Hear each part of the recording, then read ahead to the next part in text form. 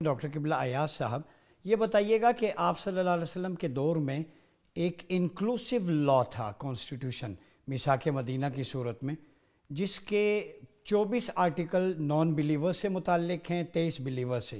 اس میں کسی قسم کی کوئی ایتھنک ڈویژن، ڈسکرمنیشن نہیں تھی، سٹیزن شپ ایکول تھی، right to live, right to visit worship place, یہ سارے معاملات، یعنی ایک انکلوسیو سوسائٹی آپ نے تشکیل دی جہاں ملی ارتباط تھا. تو آپ بتائیں، جو پاکستان جسے ہم مدینہ ثانی کہتے ہیں، اس میں عصبیت کیسے ختم کی جا سکتی ہے، اور ہمارے پالیسی ساز جو پالیسی میکنگ ادارے ہیں ان کو کیا ریکمنڈ کریں گے کہ پاکستان میں ایک تصور قومیت جو ہے اس کو اجاگر کیا جائے؟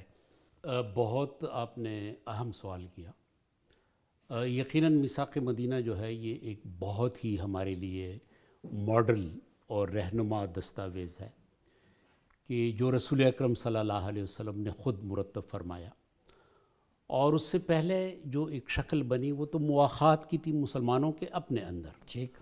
اوس اور خزرج تھے، اور پھر وہ آبادی جو مکہ سے ہجرت فرما گئی، تو ایک مواخات کا تصور بنا. مواخات کے بعد پھر وہاں جو اور قبائل تھے بنی اسرائیل کے، یہودیوں کے، تو ان کے ساتھ میثاق مدینہ، اور اس میں پھر جو مدینہ کی ایک شہری ریاست بنی، اس کا دفاع جو تھا وہ ایک مشترک ذمہ داری قرار دے دی گئی. اور پھر قانون کے حوالے سے یہ حق دیا گیا کہ اگر وہ چاہتے ہوں، یہودی چاہتے ہوں، تو ان کے جو تنازعات ہیں وہ ان کے قانون کے مطابق، ان کے دین کے مطابق طے ہوں گے. تو میں سمجھتا ہوں کہ یہ ایک بہت ماڈل ایک دستاویز ہے جو کے لیے ہمارے لیے رہنما ہے.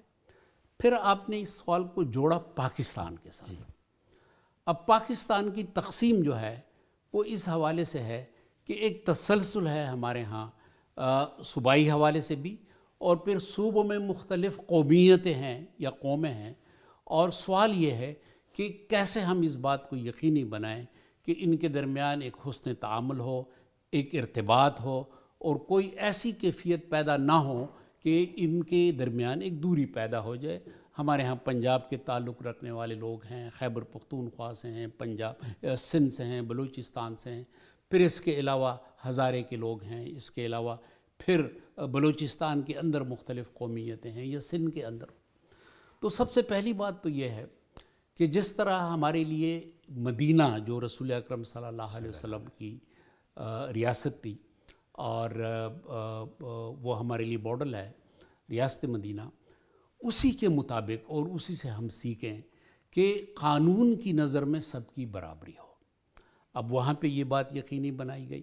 یہاں بھی اگر ہم قانون کی عملداری کی یکسانیت کو ہم یقینی بنائیں تو یہ جو لوگوں کے درمیان دوریاں ہیں یا شکایتیں ہیں، یہ از خود ختم ہونا شروع ہو جائیں گی، اور کوئی ایسی کیفیت پیدا نہیں ہوگی کہ جس سے لوگ ایک دوسرے سے دوری محسوس کریں.